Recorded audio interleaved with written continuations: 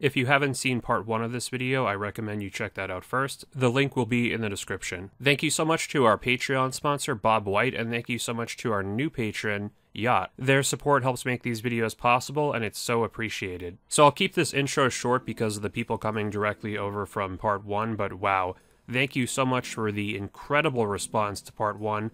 I couldn't have imagined something like this. We got over 1,000 comments, over 120,000 views in just a few days, tons of support from Reddit and all over social media, people sharing the video, people sharing their own experiences from 2006 and their earliest RuneScape memories. I'm just so happy to be the one to share these incredible pictures from 2006 and the story that they have to tell. So we will of course continue Mo's pictures pretty much where we left off. We have a bunch of ones to show from late 2006, and then possibly a few from 2007 as well. And this is actually a video of a Calphite Queen trip. There's a few videos I do want to sprinkle in, and this is of course a group bossing trip to the Calphite Queen, and this was a very common thing back then. You see the Verax, he's actually way ahead of his time. He's using a black mask because he has a Slayer task, and it lets him deal all that extra damage. And group bossing trips were very common back then because there wasn't really any solo bosses, with a few exceptions like Jad, and bosses didn't actually provide a consistent source of GP back then like many of them do today. It was more of that big hope of that one rare big drop. So for the Calphite Queen, yeah, you saw like mithril arrows, most of the drops are just absolutely terrible back then. But if you were lucky enough to get that dragon chain, it would be such an exciting moment and you would be in for a huge payday. So here's a great example of the harsh death mechanics. So watch this player come in from off screen with a mining cape, which is extremely rare back then, and die with really good gear on her. So there's an OB shield, a lava battle staff, rune boots, an amulet of glory, all very valuable items at the time. I don't know why that player looked so clueless running in there and dying, but look at their reactions in the chat. Telly lol, OMFG, exclamation point. Dude, I got OB shield, OMFG, sweet, and lava B staff, what you get. And a really nice house, by the way, here from Mo at the time. Most people's houses don't look this good nowadays in RuneScape, and yeah, that is the fun thing of it back then. If someone happens to die around you, it's free pickings, although in this example, they did actually give the stuff back off camera. So let's dive right back into the screenshots and we'll pick up right where we left off. So starting with a fantastic clue, even by today's standards, so you could only imagine how good this was back then.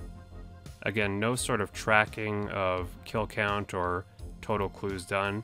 That really wasn't a big thing back then. More pages. Fight pits we'll talk about later more, but look at this guy using a Darok axe.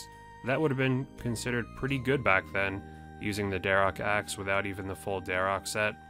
People didn't really think of that as, wow, that guy looks like he's an idiot or something. People would just kind of say, that looks pretty good.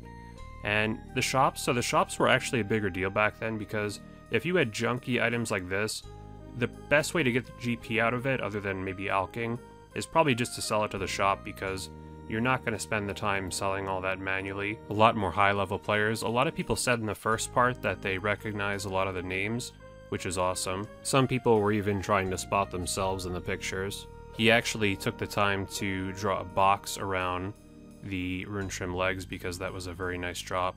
There's that old skeleton again. Almost missed that. So here's the forums, and the forums were a big place for trading. People actually made friends this way without the grand exchange.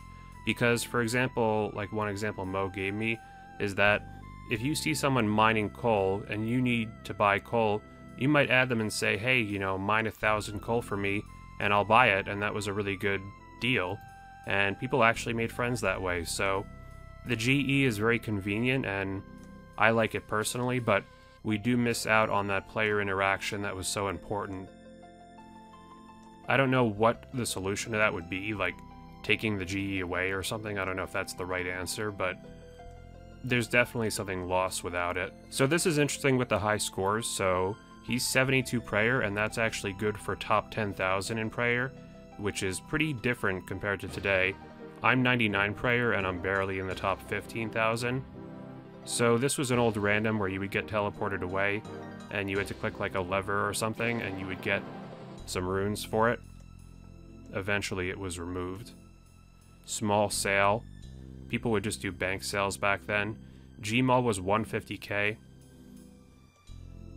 A lot of good Castle Wars pictures, so nostalgic to look at this. He would actually train magic by using Barrage in Castle Wars. Probably was decent XP because people didn't really think of efficient ways to train magic back then with Barrage. There's the old Hellhound, and Black Mask didn't do anything for Ranger Mage, so you pretty much had to train those without a boost. Slayer was just much slower in general, and look at the Ring of Life, that was probably your best bet against the death mechanics. So Mo did some calculations that roughly 2 years after the Slayer skill was released, the top 100 players were averaging about 20,000 XP a day, which is nothing compared to these days. So you couldn't really go out and get 200 mil Slayer or something. Getting 99 was an insane accomplishment. So here are the Slayer high scores on October 19th, 2006, and the Slayer skill was released on January 25th, 2005, so 631 days later, which is what the calculations from earlier are based on, so a little bit less than 2 years actually. But you can see here that less than 100 people have 99 Slayer, which today, if a new skill came out, no matter how slow it was, you would probably have way more people having 99. Here's a fantastic clue with Gilded, even by today's standards. So Pest Control was extremely popular back then, and eventually they kind of nerfed it and made it a little bit slower. But at the time, it was a very good source of XP. Nice yellow party hat, I like that outfit. And people would actually train, so look at that, 158k attack XP, that's very fast, and you can see the old quest journal there. This guy actually did a lot of quests. Some pretty high levels. Here's a weird looking trade. So this might have been a bank sale. So bank sales were this thing where people would stand around and say bank sale, and they would try to sell a variety of items. Most of the time it was junk, but it was a good way to get rid of things in bulk if you wanted to clean out your bank a little bit. And you could actually get some pretty good prices from people just because when they're selling that many different items, they're not really attached to anyone in particular. Here's another bank sale, and he's actually saying nice bank sale, probably sarcastically because that is a lot of junk there. Looks like he was doing mole. So here's Unidentified Herbs. So these were a big mess back then. They're kind of confusing. So if you didn't have a certain herb lore level, you couldn't figure out what a herb was. You couldn't identify it. This was instead of like today where it's grimy, and the only thing is that like unidentified herbs would stack and note together, so there were ways to tell what it was, but it was pretty confusing and people would get scammed pretty often just trying to buy the wrong herb. Here's a funny Zaros picture. Again, people would take a lot of funny pictures back then. Here's the high scores on October 25th. You can see Zezima is actually second to Nova Life. Although everyone knew who Zezima was back then. He was like a mythical figure. People thought he was like some RuneScape god. And he really was. Here's the Epital Course, which was one of the better agility training methods at the time.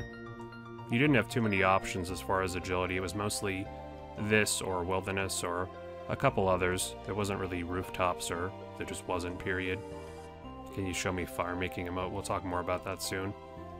But there's actually several examples of people asking for emotes. So here's the crystal bow shooting the portal, or at least something nearby. The crystal bow was one of his favorite weapons, and it still is today, I think, and it still is one of my favorites.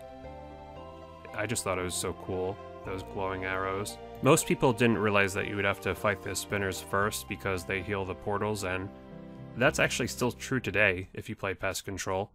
Although maybe you can overpower the portals. Here's a weird glitch. Haven't really seen that before. So as you can tell throughout these pictures, the graphics are updating. We have the new demons here and here. The interface is new here. It's almost sad looking at these pictures and seeing the graphics get better as we go forward in time. It's like, no, stay the old way. But they can't stay the same forever. 83 Slayer, which didn't mean too much back then because there was no spiritual mages. Hello, I'm with Affliction and I'm verifying your app. Probably was applying to be a part of a clan. Looking for hot girlfriend, so RuneScape girlfriends were a big thing back then, for better or for worse. Probably for worse, but he's obviously joking in this picture because of this gear, although Barrow's gloves are really good. They actually added something later on with Quick Chat saying this is not a dating site. Not that there weren't fantastic female RuneScape players at the time, because there certainly were. I can remember several. The problem was actually male players pretending to be female to take advantage of other players, which was a big problem at the time. So one thing I saw here was the Halloween event. You can see these are temporary Halloween items. You can get a pumpkin head and skelly costume. The old events were so awesome. I still have the Easter ring on my RS3 account from back in 06. Here's the magic high scores. So here's wyverns. So wyverns didn't really drop much back then other than granite legs, and you'll see later that someone actually way overpays for one. Another fantastic 2-item clue, Bob the Cat, which was really rare to see. Definitely screenshot worthy. Here is the Slayer high scores a little more as we go to October 29th. Farming. I can't believe how good he was at farming. I didn't figure out farming until like 2010, probably.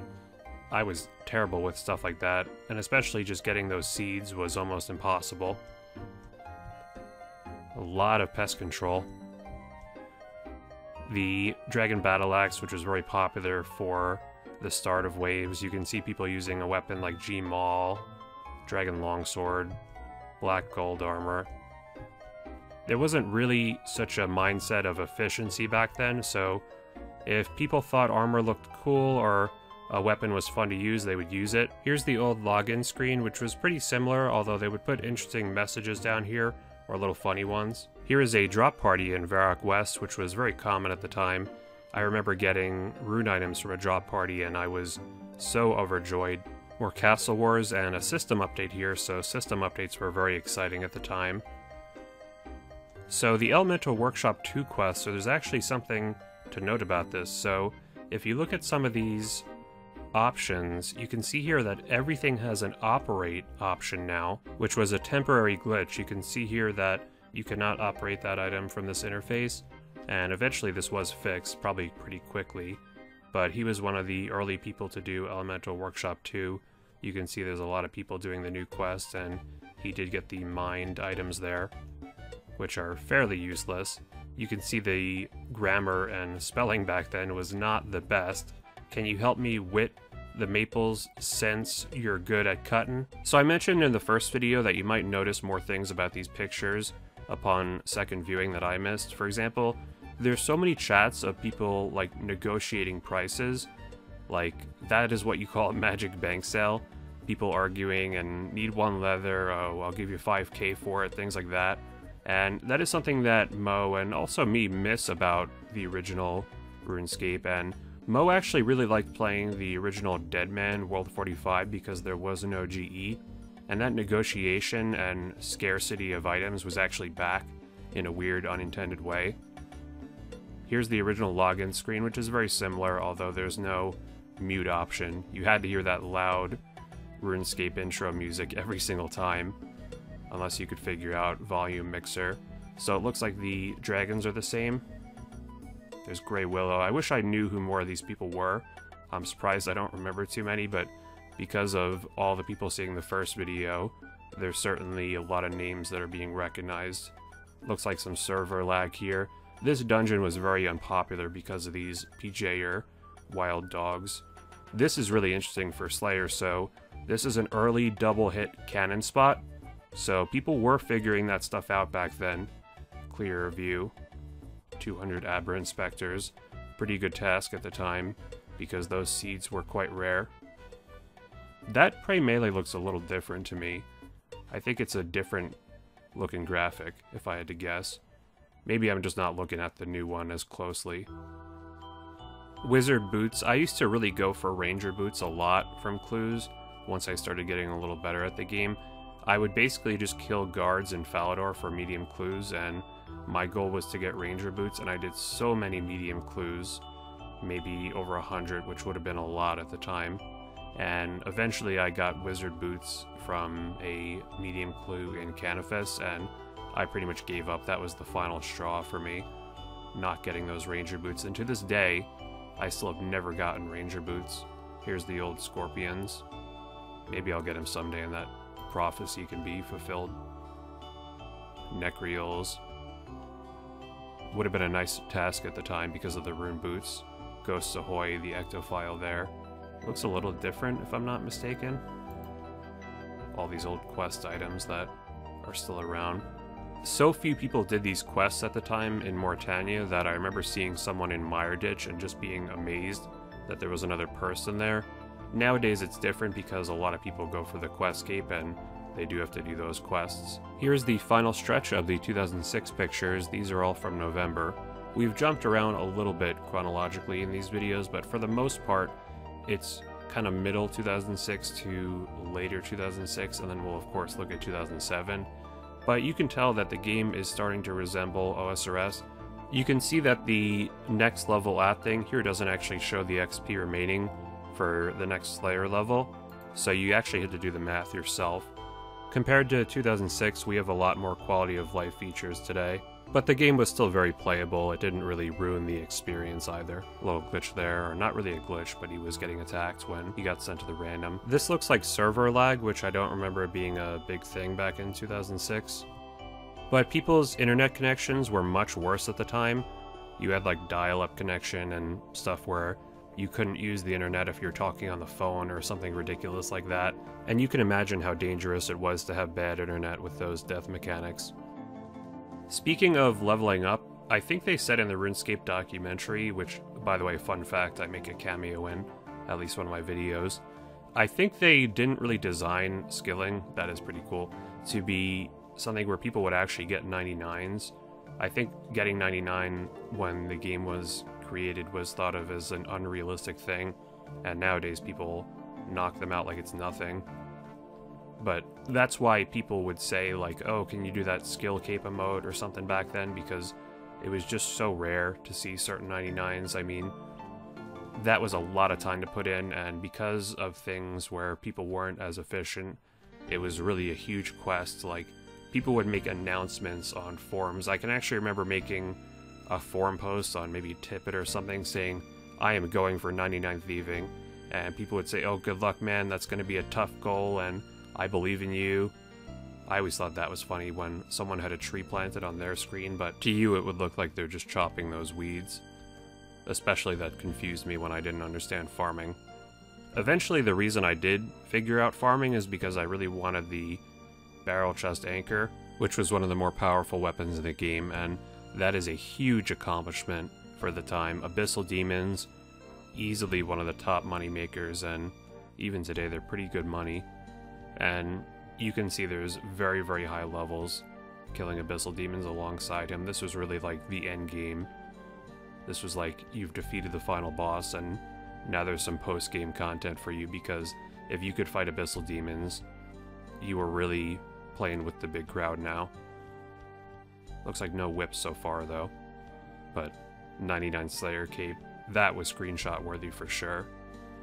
Nowadays so many people have 99 Slayer with how much faster it was. Keep in mind with Slayer there was no points or Slayer helms, and very nice first whip drop there. If you wanted to skip a task you would have to go to Turiel, I think, in Burthorpe, and you couldn't block anything either, and there wasn't really prayer flicking. There was something called prayer flashing, which is kind of known as lazy flicking today, where you turn your prayer on briefly, like pray melee, and then you turn it off after you deflect the attack. It's 95 hit points there, he missed the level up message, that's okay. But even that was not widely used.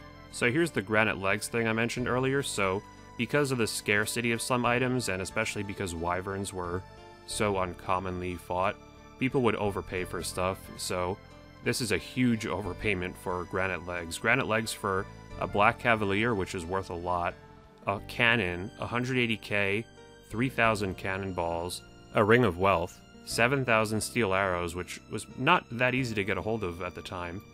So all that for granite legs, that is crazy. But he accepted. Such a nice little fashionscape outfit there.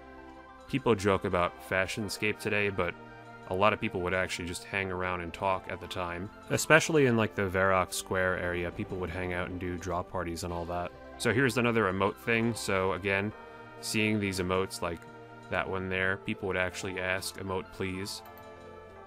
And here's the fight pits, which is kind of sad to see because it's just such a dead minigame now. If I had to do one thing to improve the fight pits, I would probably add some more rewards and also make a dedicated theme world for it. Here is the release of the Hunter skill on November 21st, 2006. Probably would have seen a lot of people training it at the time. Nowadays, you'd probably be hard-pressed to find one person in these areas because everyone just does the Varrock Museum mini-quest, but Hunter, as we know, is a very slow skill to start out with, but even people saying this skill is fun. And it gets a little bit better as you go along. Woot, almost level 9. Woot was like a big part of everyone's vocabulary at the time. It was like, oh, 48 attack, woot, or ooh, Mithril Scimitar drop, woot, or anything like that. I like this guy trying to camouflage himself from the little hunter creatures, as if that might have actually been a strategy. Looks like another person is doing it too, so that might have really been thought, because people didn't understand skills when they came out. They really had to guess and learn things for themselves. Funny fact about this guy and Mo, Venom was actually rank 1 hunter, and Mo gave him a hunter potion to help him get some dashing Kebbit fur, and Mo actually created a spottier cape, and he was the first person in the game to get one, and he gave one back to Venom as well. So pretty cool to be the first one ever to own that item. There was a lot of competition. You can see the high scores on day 1 here. Everyone wanted to be on the front page of the high scores, just like they do today. And Zezima did a good job of keeping up with everyone. I don't think it was really until summoning that he kind of started to fall off, very understandably. Rank 72 hunter, not bad at all. You wouldn't show up on the high scores if you're like level 1, so that's why it looks kind of empty. But trust me, there was probably tens of thousands of people training it, if not more. I really just can't get over that. People probably thought that is what you would have to do, try to camouflage yourself. The fun of new skills was not knowing the rewards of the high levels, so for example, when Slayer came out, people didn't know that if you get 85, there's a very powerful weapon waiting for you. It must have been so exciting to be one of those first people getting those drops. 75 farming. Lol, I have 1,337 blue feathers. Elite.